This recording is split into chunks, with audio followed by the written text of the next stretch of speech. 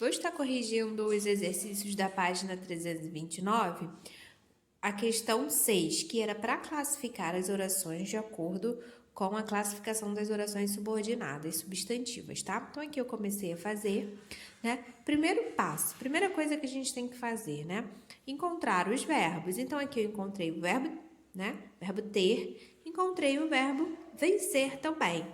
Outra coisa que a gente já pode fazer logo de começo, né, é encontrar a conjunção. A gente sabe que quem introduz a oração subordinada é a conjunção integrante, ou a conjunção que, ou a conjunção se. Bom, aqui a gente encontrou a conjunção que. Então, o que eu faço? Eu faço uma barrinha aqui antes da minha conjunção. Então, eu já posso ter em mente que essa oração aqui, que começa com a conjunção, é minha oração subordinada. Mas eu preciso saber o que ela está fazendo aqui. Qual é o papel, qual é a função sintática dessa minha oração subordinada? Porque a gente sabe que as orações subordinadas, elas vão exercer um papel sintático em relação à oração principal. Então, eu vou ter aí no mínimo duas orações, né? Uma vai ser a minha oração principal, ou seja, aquela que me pede alguma coisa, e a minha oração subordinada é aquela que dá alguma coisa. Que coisa é essa? Algum elemento sintático que não esteja aqui. Que elementos sintáticos são esses? Bom, a gente sabe que numa oração eu preciso ter sujeito, eu preciso ter verbo, eu preciso ter complemento do verbo, né? Se eu tenho um nome, esse nome pode me pedir um complemento também, né? Esse nome pode me pedir um complemento também ou não, né? Eu posso ter um aposto, né? Enfim, são esses elementos que pode ser que não esteja na minha oração principal e eu vou procurar esses elementos na minha outra oração. Então, a gente vai analisar aqui. Então, aqui eu já vejo que eu tenho um sujeito, eu tenho um verbo, esse verbo, ele é transitivo. A gente sabe que o verbo transitivo, ele pede um complemento. Então, se eu tenho um verbo transitivo, eu vou ter o complemento. Ah, como que a gente sabe se esse verbo está pedindo ou não um complemento? Apaga o que está vindo depois. Eu tenho. Isso faz algum sentido? Eu tenho. É vago. Quem tem alguma coisa. Então, se eu tenho o verbo ter, é porque eu tenho alguma coisa. Esse verbo, ele está pedindo um complemento. Quem que é o complemento desse verbo? Certeza. O que eu tenho? Eu tenho certeza. Então, vejam, esse verbo, ele é vago, ele precisa de um complemento. Quem está completando o verbo, o sentido desse verbo? Essa palavrinha aqui, certeza. Então, eu digo que certeza é o complemento verbal, tá? Agora, tem dois tipos de complemento verbal. Eu posso ter um complemento verbal que ele venha com preposição e um complemento verbal que não tenha preposição. Então, repare, entre o verbo e o complemento, nesse pedacinho aqui, eu tenho preposição? Não, eu não tenho preposição. Então, eu digo que esse complemento do verbo ter é chamado de objeto direto. Por quê? Porque ele está ligado ao verbo diretamente, sem uma preposição aqui. Se ele tivesse com preposição, eu chamaria ele de objeto indireto, tá? Não é o caso. Então, tá. Então, eu vi aqui que eu tenho um verbo transitivo, eu tenho um objeto, né? Que é um substantivo e é um substantivo abstrato. Aí entra um outro conceito.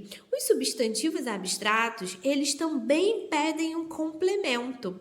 Só que aí, como ele é um nome, é um substantivo, a gente não diz que ele precisa de um complemento verbal, porque ele não é um verbo. A gente diz que ele precisa de um complemento nominal, porque ele é um nome, tá? Então, se eu falo, eu tenho certeza, repare, se eu apagar isso aqui tudo, né? Certeza também precisa de algo a mais. Ah, eu tenho certeza. Mas você tem certeza de quê? Olha como que a pergunta, ela já aparece instantaneamente. Quem tem certeza de algo, de alguma coisa, né? Então, aqui, ó, eu tenho certeza e olha como que a própria oração já responde. Eu tenho certeza de que venceremos essa batalha. Então, repare, isso aqui tudo está completando o sentido do meu substantivo abstrato, tá? Substantivo abstrato são aqueles substantivos que a gente não consegue, a gente pode até resumir assim dessa maneira, que a gente não consegue pegar, mas são aqueles substantivos que eles necessitam de algo, de alguém para que eles existam. Por exemplo, certeza. A certeza só vai existir a partir do momento que eu a tenho, né? No momento que eu a possuo. À medida que eu não possuir, mas a certeza ela deixa de existir, né? O amor é um substantivo abstrato. Ele só existe enquanto eu sinto. Se eu não sentir, ele deixa de existir. Né? Você não consegue pegar o amor, né? Assim como certeza também, tá? Então, vamos voltar aqui. Eu tenho certeza de que venceremos essa batalha. Então, o que eu tenho? Que essa minha oração